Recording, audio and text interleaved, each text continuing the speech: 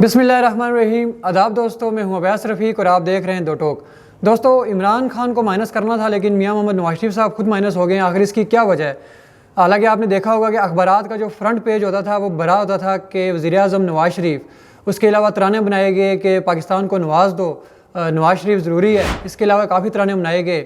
اس کے علاوہ ان کے جو پارٹی رہنما تھے وہ اپنی جو گزشتہ الیکشن کمپین تھی اس میں کافی القابات کہتے رہے، کافی وجوہات بیان کرتے رہے، دلائل کے ساتھ بات کرتے رہے کہ میاں محمد نواز شریف صاحب پاکستان کے لیے اس ٹائم ضروری ہے، ان کو وزیر اعظم بنانا ہے۔ جی تو سنا آپ نے کیسے میاں صاحب ضروری تھے، لیکن ایسا کیا ہوا کہ مسلم لیگ نون سے زیادہ جو پسند آ گئی وہ بڑے حلقوں میں وہ مسلم لیگ شین ہو گئی۔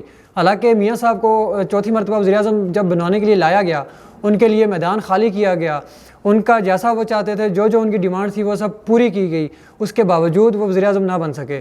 میاں صاحب کو چوتھی مرتبہ جب لایا گیا، اس کا آپ اس سے خود اندازہ لگا لیں کہ دو حلقوں میں الیکشن لڑے اور تین بار کا وزیر اعظم جب دو حلقوں سے الیکشن لڑ رہا ہے اور دونوں میں ہار رہا ہے، لیکن بڑوں کی مہربانی سے ان کو ایک سیٹ جو ہے وہ دے دی گئی۔ تین بار اقتدار میں رہنے والی جماعت مسلم لیگ نون بری طرح ہاری، آزاد امیدوار سے ہاری۔ وہ تو چلو اپنے آپ کو ایک پیش کر رہے ہیں کہ ہم اس وقت پاکستان کی لارجسٹ پارٹی ہیں کہ دل کے بہلانے کو غالب، یہ خیال اچھا ہے۔ اس کے علاوہ مسلم لیگ نون کے جو حالات ہیں وہ ان کا اپنا جو ایک مخلص ورکر ہے، جو ان کے رہنما ہیں، وہ بھی جانتے ہیں کہ کس قدر مسلم لیگ نون کو ان الیکشن میں عوام نے ریجیکٹ کیا ہے۔ یقین مانیں میاں صاحب کے ساتھ ایسا ہاتھ کر دیا گیا ہے کہ وہ خود ابھی سوچ رہے ہوں گے کہ ان کے ساتھ ہوا کیا ہے۔ خیر، میاں شہباز شریف صاحب کا نام جو ہے وہ اپنی پسندیدگی کی وجہ سے حلقوں میں وزیر اعظم شپ کے لیے نکل آیا ہے۔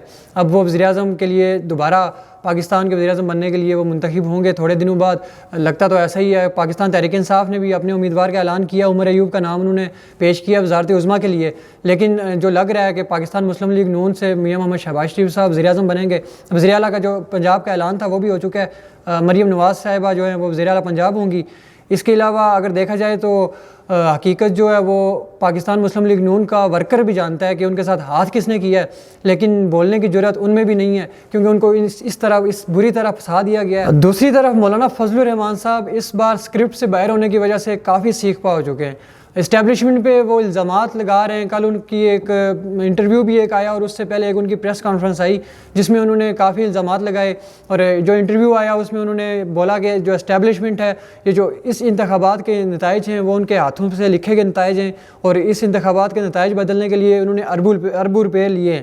حالانکہ 2018 میں بھی وہ دھاندلی کو کہتے رہے کہ بہت بڑی دھاندلی کی گئی ہے، لیکن اس ٹائم کی جو دھاندلی ہے وہ 2018 سے بڑی دھاندلی ہے۔ یہ مولانا فضل الرحمان صاحب کے جو الفاظ تھے۔ اس کے علاوہ پاکستان تحریک انصاف کے لیے مولانا فضل الرحمان صاحب جو ہیں وہ کافی نرم گوشہ دکھائی دیے ہیں، حالانکہ ماضی کو دیکھا جائے تو یہودی ایجنٹ کے القابات اور کافی جو دوسرے الفاظ تھے، سخت الفاظ تھے، وہ تحریک انصاف کے ورکرز کے لیے، تحریک انصاف کے رہنماؤں کے لیے استعمال کیے جاتے تھے، لیکن مولانا فضل الرحمان نے آج پاکستان تحریک انصاف کے لیے ایک کافی نرم گوشہ رکھا ہے، اور یہ ایک بڑی کافی خوشائن بات ہے۔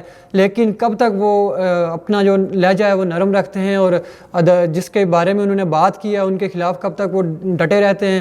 حالانکہ پاکستان پیپلز پارٹی کے رہنماؤں کی بھی کل کچھ بات سامنے آئی کہ ان کا بھی یہی کہنا تھا کہ ہم مولانا فضل الرحمان کے پاس جائیں گے، آصف علی زرداری صاحب جائیں گے تو وہ مولانا فضل الرحمان کو منا لیں گے۔ اتنا مشکل ٹاسک نہیں ہے مولانا فضل الرحمان کو راضی کرنا، یہ ان کے الفاظ تھے۔ اب دیکھتے ہیں کہ اس میں کتنی طاقت ہے اور مولانا فضل الرحمان صاحب کتنا ڈٹتے ہیں اور کس حد تک ڈٹے رہتے ہیں۔ ویسے جو کچھ ابھی ان تمام سیاسی جماعتوں کے ساتھ ماسوائے پاکستان پیپلز پارٹی کے ہو رہا ہے، ان تمام سیاسی جماعتوں کو ابھی یہ متفقہ طور پہ فیصلہ کر دینا چاہیے کہ ہم اپوزیشن میں بیٹھیں گے، اور جو بڑے ہیں ان کو بتا دینا چاہیے کہ آپ آئیں وزارت عظمیٰ کی سیٹ سنبھالیں، ہم آپ کی اپوزیشن کریں گے، کیونکہ ایسی گندی کر دی گئی ہے ابھی تمام سیاسی جماعتوں کے ساتھ۔ پیپلز پارٹی چلو وہ اس حد تک ٹھیک ہے کہ انہوں نے ماضی کی نسبت آج کافی زیادہ سیٹیں لی ہیں، اور سندھ میں دیکھا جائے تو 100 کا انصاف عبور کر چکی ہے۔ پاکستان پیپلز پارٹی سندھ میں چوتھی مرتبہ حکومت بنانے جا رہی ہے، اور بلوچستان میں بھی دیکھا جائے تو ابھی تک اول نمبر پہ جو جماعت ہے وہ پاکستان پیپلز پارٹی ہے۔